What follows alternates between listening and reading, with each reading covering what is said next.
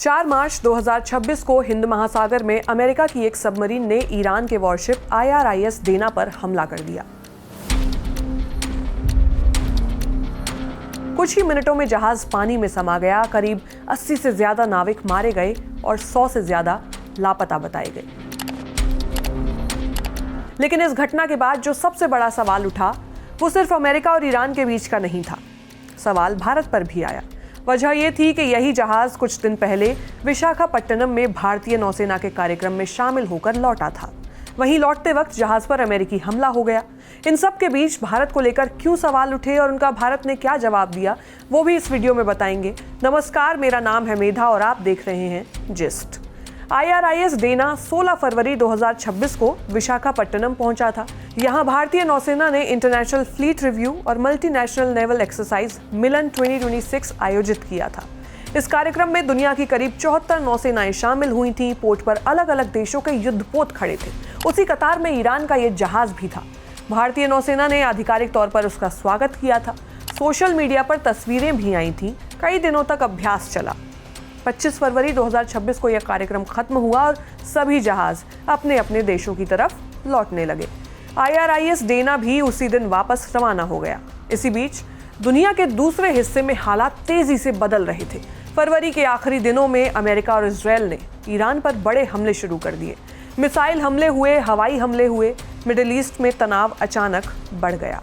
Iran ने भी जवाबी कार्रवाई करते हुए अमेरिका के सहयोगी देशों पर हमला कर दिया। ऐसे माहौल में जब IRIS डेना इंडियन ओशन से होकर अपने देश लौट रहा था, तभी 4 मार्च को उस पर हमला हो गया। श्रीलंका के साउथ में ये हमला हुआ। हालांकि जिस जगह पर हमला हुआ वहां भारत का जुरिस्डिक्शन नहीं है। भारत ने इस पूरे मामले को लेकर एक प्रेस रिलीज जारी की। उसके मुताबिक भारतीय नौसेना ने ईरान के युद्धपोत IRIS डेना के डूबने के बाद हिंद महासागर में खोज और बचाव अभियान शुरू किया। ये जहाज अमेरिका की पनडुब्बी के टॉर्पीडो हमले के बाद डूब गया था। 4 मार्च की सुबह इस जहाज से एक आपातकालीन संदेश श्रीलंका के मैरीटाइम रेस्क्यू कोऑर्डिनेशन सेंटर को मिला। उस समय जहाज श्रीलंका के गौल से लगभग 20 समुद्री मील यानी 20 नॉटिकल माइल्स पश्चिम में था। ये इलाका श्रीलंका के सर्च एंड रेस्क्यू क्षेत्र में आता है। सूचना मिलते ही भारतीय नौसेना ने तुरंत मदद शुरू कर दी। 4 मार्च को सुबह 10 बजे भारतीय नौसेना का एक लंबी दूरी का समुद्री गश्ती विमान खोज अभियान में मदद के लिए भेजा गया। एक दूसरा विमान भी तैयार रखा गया था जिसमें हवा से गिराए जाने वाले लाइफ राफ्ट थे ताकि जरूरत पड़ने पर लोगों को बचाया जा सके। INS तारंगिनी भी पास में ही मौजूद था। उसे तुरंत सहायता के लिए भेजा गया और शाम 4 बजे तक सर्च एरिया में वो पहुंच गया।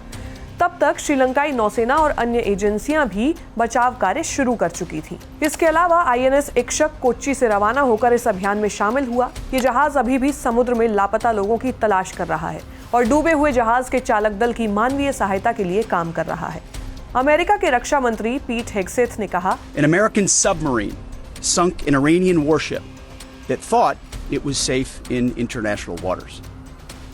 Instead, it was sunk by a torpedo. Quiet death.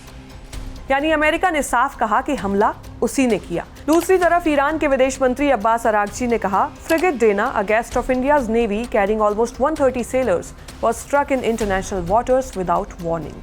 Mark my words, the US will come to bitterly regret the precedent it has set. इस बयान में ईरान ने खास तौर पर यह कहा कि यह जहाज भारतीय नौसेना का मेहमान था। इधर एक और ईरानी जहाज के श्रीलंका पहुंचने की खबर है। श्रीलंका के अधिकारियों ने बताया कि यह जहाज कोलंबो से करीब 20 मील दूर अंतर्राष्ट्रीय समुद्र में मौजूद है। फिलहाल ये साफ नहीं है कि यह जहाज सैन्य है या कोई दूसरा जहाज है, लेकिन मौजूदा हालात को देखते हुए श्रीलंका ने उसे अपने बंदरगाह में आने की अनुमति नहीं दी। हालांकि जरूरत पड़ने पर ह्यूमैनिटेरियन मदद देने की बात कही गई है। इन सब के बीच अब मैरीटाइम लॉ को लेकर बहस तेज हो गई है। सवाल किया जा रहा है कि क्या भारत को ईरान के जहाज की रक्षा करनी चाहिए थी। असल में ये मामला जितना आसान नजर आता है उतना है नहीं। इस सवाल का जवाब समझने के लिए मैरीटाइम लॉ यानी समुद्र के नियम समझना जरूरी है। अंतर्राष्ट्रीय समुद्री कानून के मुताबिक समंदर कई हिस्सों में बटा होता है। सबसे पहला हिस्सा होता है टेरिटोरियल वाटर। ये किसी देश के तट से करीब 12 नॉटिकल माइल्स तक फैला होता है। इस इलाके में उस देश की पूरी संप्रभुता यानी अधिकार होता है। उसकी नौसेना सुरक्षा की जिम्मेदारी संभालती है, उसके कानून लागू होते हैं। इसके बाद आता है एक्सक्लूसिव इकोनॉमिक जोन, जिसे EEZ कहा जाता है। ये करीब 200 नॉटिकल माइल्स तक फैला होता है। यहाँ उस देश को समुद्री संसाधनों के इस्तेमाल का अधिकार होता है, लेकिन दूसरे देशों के जहाज वहां से गुजर सकते हैं। इन दोनों जोन्स के बाद शुरू होता है इंटरनेशनल वाटर्स। इसे हाई सीज भी कहा जाता है।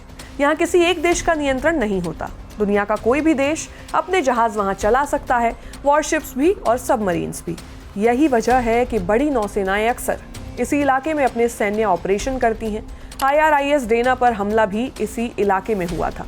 भारतीय अधिकारियों के मुताबिक जब हमला हुआ तब जहाज भारत के टेरिटोरियल वाटर से काफी दूर था। वो श्रीलंका के आसपास इंटरनेशनल वाटर्स में था, यानी उस समय वो जहाज भारत की सुरक्षा जिम्मेदारी के दायरे में नहीं आता था। अंतर्राष्ट्रीय समुद्री कानून के अनुसार किसी विदेशी युद्धपोत की सुरक्षा की जिम्मेदारी उस देश पर तभी तक होती है जब तक वो उसके बंदरगाह या टेरिटोरियल वाटर में मौजूद हो। जैसे ही जहाज वहां से बाहर निकल जाता है, उसकी सुरक्षा की जिम्मेदारी उसके अपने देश पर होती है। IRIS डेना ईरान का वॉरशिप था और वो अंतर्राष्ट्रीय समुद्र में चल रहा था। पूर्व लेफ्टिनेंट जनरल DP पांडे ने भी कहा, भारत की जिम्मेदारी वहीं तक होती है जहां तक उसका समुद्री इलाका है। 2016 में भारत और अमेरिका के बीच एक समझौता हुआ था। नाम है LEMOA, यानी logistics exchange memorandum of agreement. इस समझौते का मकसद दोनों देशों की सेनाओं को जरूरत पड़ने पर एक दूसरे को लॉजिस्टिक मदद देना है, जैसे ईंधन भरना, सामान लेना या तकनीकी सहायता। सरल भाषा में अगर कहें तो इससे अमेरिकी नौसेना अपने जहाजों के लिए भारतीय सैन्य सुविधाओं का इस्तेमाल कर सकती है और भारतीय नौसेना भी अमेरिकी सुविधाओं का उपयोग कर सकती है। लेकिन ये मदद अपने आप नहीं मिलती, हर बार अलग से मंजूरी देनी पड़ती है। यही वजह है कि मौजूदा हालात में ये समझना चर्चा में आया, क्योंकि जब अमेरिका ने ईरान के वॉरशिप पर हमला किया तो कुछ लोगों ने सवाल उठाया कि कहीं अमेरिकी नौसेना भारत की सुविधाओं का इस्तेमाल तो नहीं कर रही। भारत सरकार ने ऐसे दावों को खारिज किया।